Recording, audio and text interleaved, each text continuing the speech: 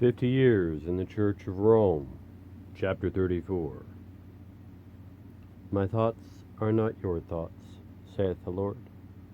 And we may add, his works are not like the works of man.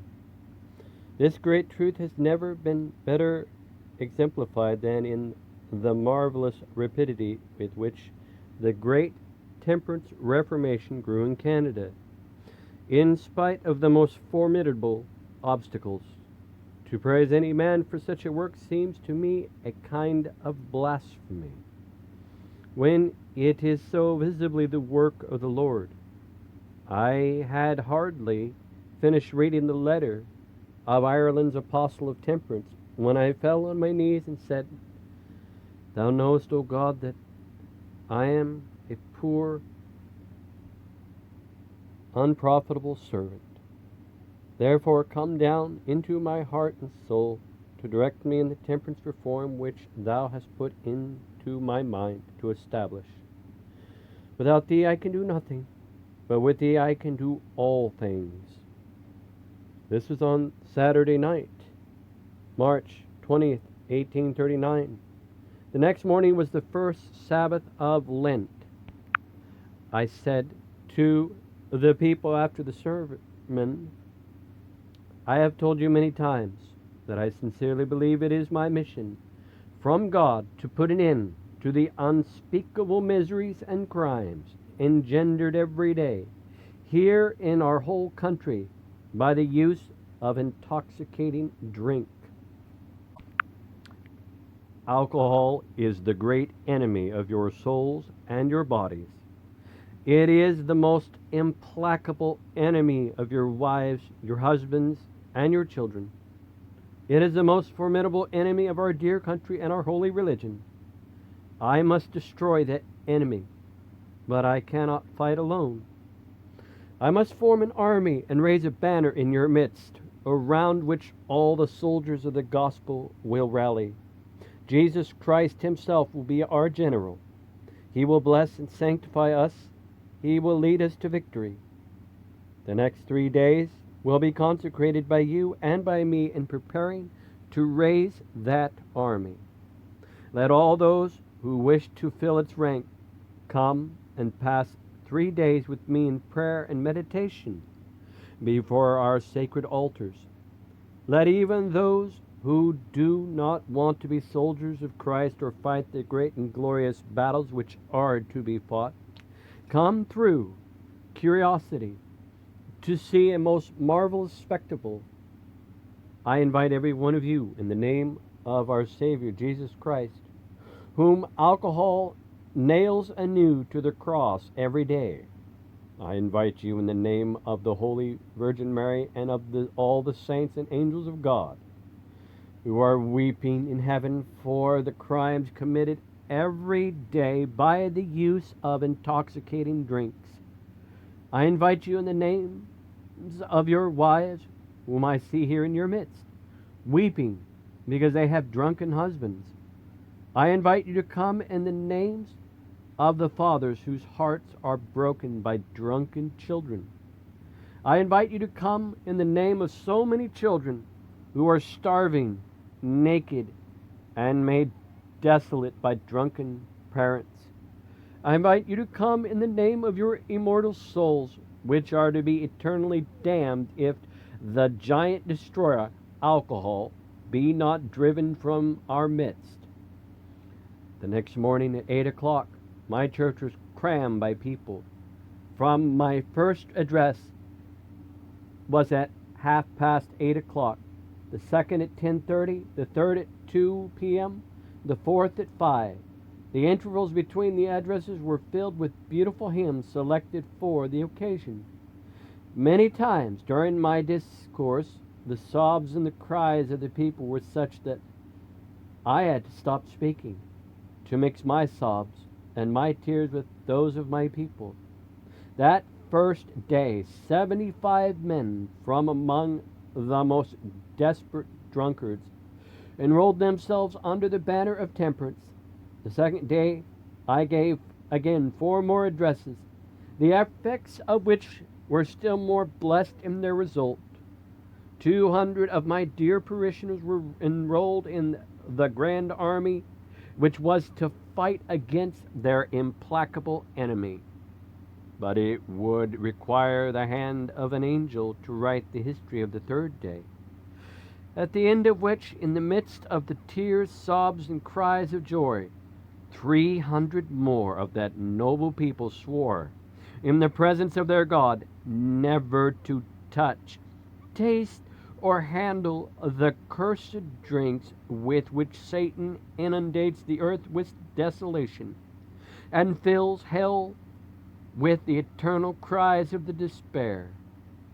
During these 3 days, more than 2/3 of my people had publicly taken the pledge of temperance, and had solemnly said in the presence of God, before their altars, for the love of Jesus Christ and by the grace of God, I promise that I will never take any intoxicating drink except as medicine.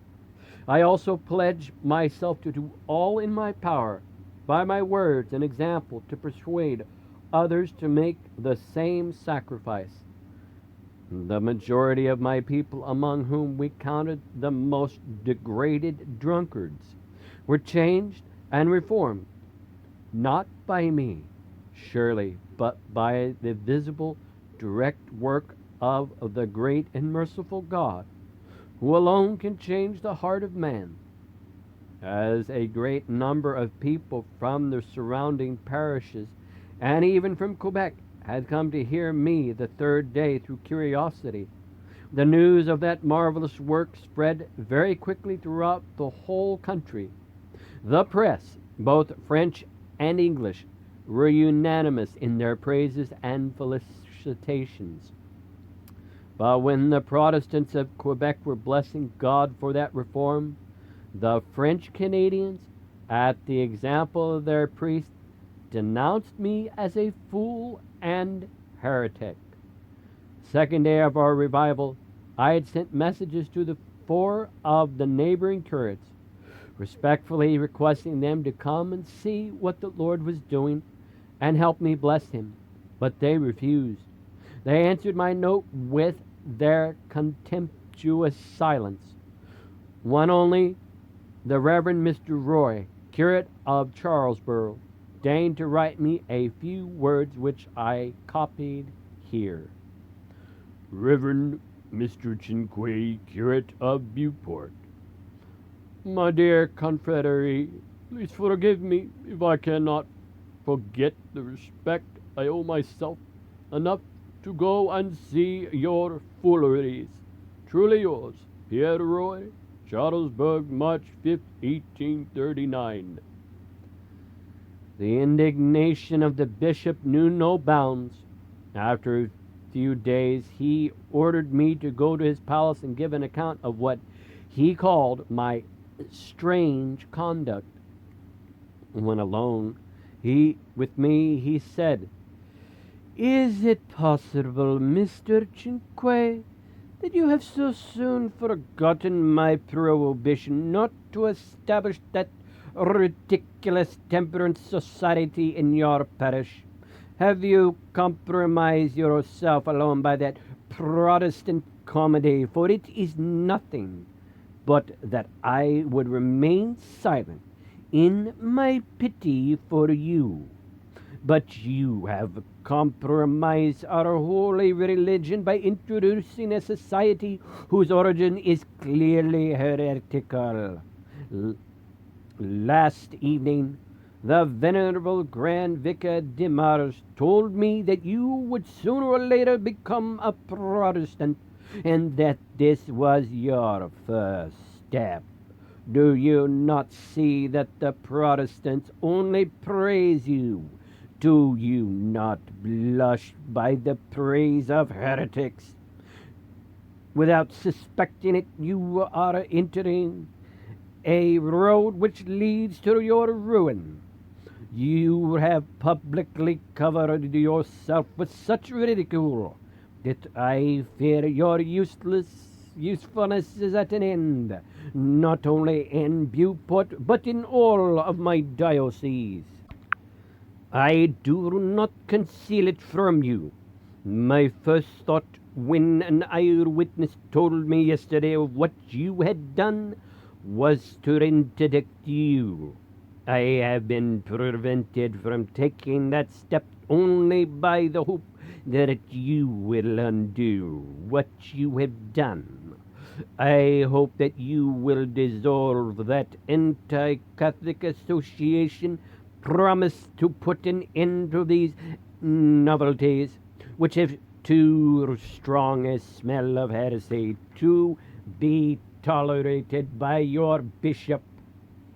I answered, My lord, your lordship has not forgotten that it was absolutely against my own will that I was appointed curate of Beauport, and God knows that you have only to say a word, and without a murmur I will give you my resignation, that you may put a better priest at the head of that people, which I consider, and which is really today the noblest and the most sober people of Canada. But I will put a condition to that resignation of my position. It is that I be allowed to publish before the world that the Reverend Mr. Bidgen, my predecessor, has never been troubled by his bishop by having allowed his people during 23 years to swim in the mire of drunkenness, and that I have been disgraced by my bishop, turned out from the same parish for having been the instrument, by the mercy of God, in making them the most sober people in Canada.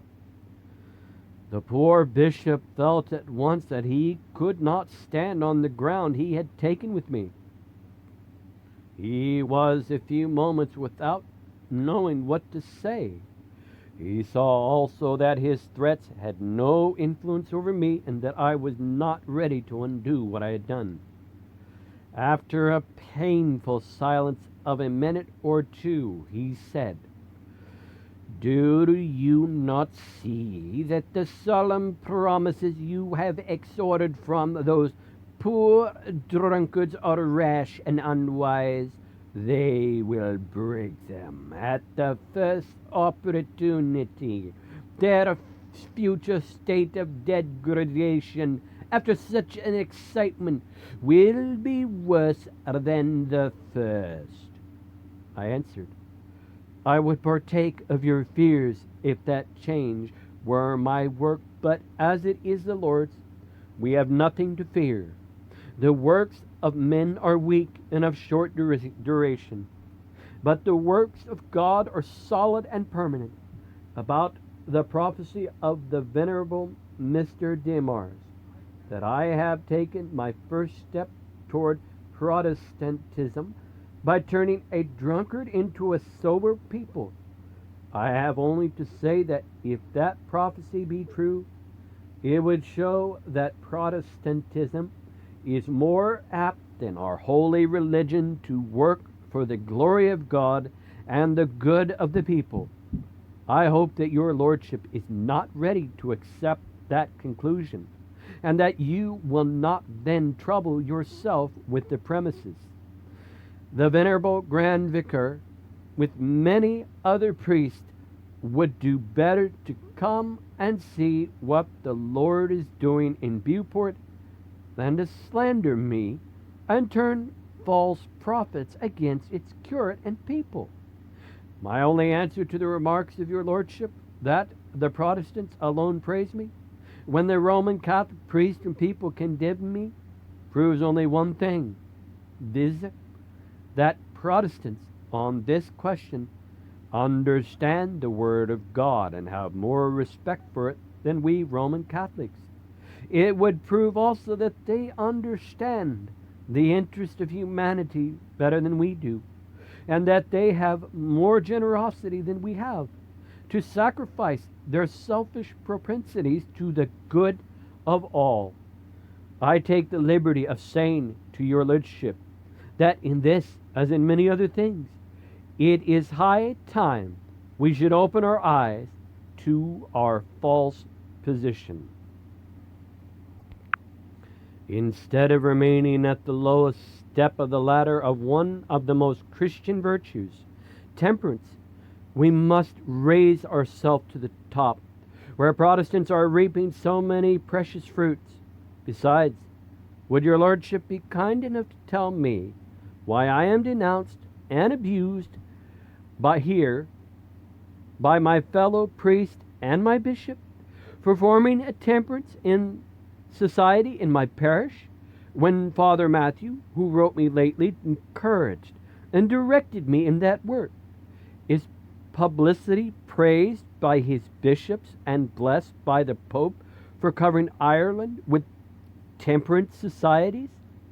Is your lordship ready to prove to me that Samson was a heretic in the camp of Israel when he fulfilled the promise made by his parents that he would never drink any wine or beer, and that John the Baptist, was he not a heretic and a Protestant as I am?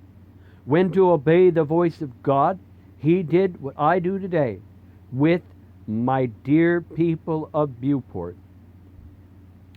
At that very moment, the subsecretary entered to tell the bishop that a gentleman wanted to see him immediately on pressing business, and the bishop abruptly dismissed me.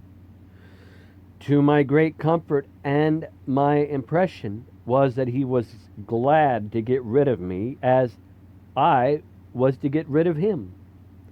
With the exception of the secretary, Mr. Cazolt, all the priests I met that day and the next month either gave me the cold shoulder or overwhelmed me with their sarcasms. One of them, who had friends in Beauport, was bold enough to try to go through the whole parish to turn me into ridicule by saying that I was half crazy, and the best thing the people could do was to drink moderately to my health when they went to town. But at the third house he met a woman who, after listening to bad advice he was giving to her husband, said to him, "I do not know if our pastor is a fool in making people sober, but I know you are a master and a messenger of the devil. When you advised my husband to drink again, you know that he was one of the most desperate drunks of Beauport. You personally know also what blows I have received from him when he was drunk, how poor and miserable we were, how many children had to run on the streets half naked and beg in order not to starve with me. Now that my husband has taken the pledge of temperance, we have every comfort. My dear children are well fed and clothed, and I find myself as in a little paradise. If you do not go out of this house at once, I will turn you out with my broomstick." And she would have fulfilled her promise had not the priest had the good sense to disappear at the double quick. 4 months later, after the foundation of the society in Beauport, my position when with the other priests was very painful and humiliating. I consequently avoided their company as much as possible, and as for my bishop, I took the resolution never to go and see him except he should order me into his presence. By my merciful God, indemnified me by the unspeakable joy I had in seeing the marvelous change wrought by him among my dear people. Their fidelity in keeping the pledge was really wonderful, and soon became an object of admiration of the whole city of Quebec and of the surrounding country. The change was sudden, so complete and so permanent, that the scoffing bishops and priests with their friends had to at last to blush and be silent. The public aspect of the parish was soon changed. Houses were repaired, debts paid. The children were well clad, but what spoke most eloquently about the marvelous reform was that the 7 thriving saloons of Beauport were soon closed, and their owners forced to take other occupations. Peace, happiness, abundance, and industry everywhere took place of riots, fighting, blasphemies, and the squalid misery which prevailed before. The gratitude and respect of that noble people for their young curate knew no bounds, as my love and my admiration for them cannot be told by human words. However, though the great majority of that good people had taken the pledge and kept it honorably, there was a small minority composed of the few who had never been drunkards, who had not yet enrolled themselves under our blessed banners. Though they were glad of the reform, it was very difficult to persuade them to give up their social glass. I thought it was my duty to show them, in a tangible way, what I had so often proved with my words only, that the drinking of the social glass of wine or of beer is an act of folly, if not a crime. I asked my kind and learned friend, Dr. Douglas, to analyze before the people the very wine and beer used by them, to show them that it was nothing else but a disgusting and deadly poison. He granted my favor. During the 4 days that noble philanthropist extracted the alcohol, which is not only in the most common, but in the most costly and renowned wines, beer, brandy, and whiskey. He gave the alcohol to several cats and dogs, which died in a few minutes in the presence of the whole people. These learned and most interesting experiments, coupled with his eloquent and scientific remarks, made a most profound impression. It was the cornerstone of the holy edifice which our merciful God built with his own hands in Viewport. The few recalcitrants joined with the rest of their dear friends. The end of chapter 34, 50 Years in the Church of Rome.